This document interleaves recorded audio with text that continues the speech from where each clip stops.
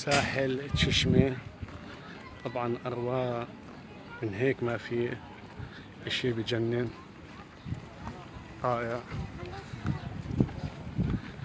كله حياة حيوية، مية، أجواء ولا أحلى من هيك.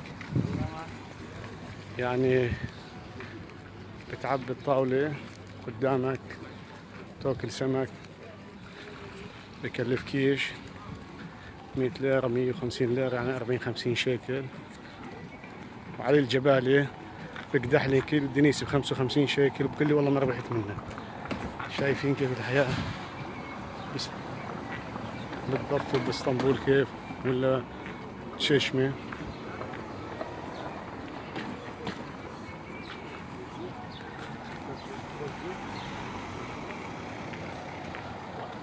اشي مريح للنفس الجد، يعني اجواء براد بعد يوم حر طويل.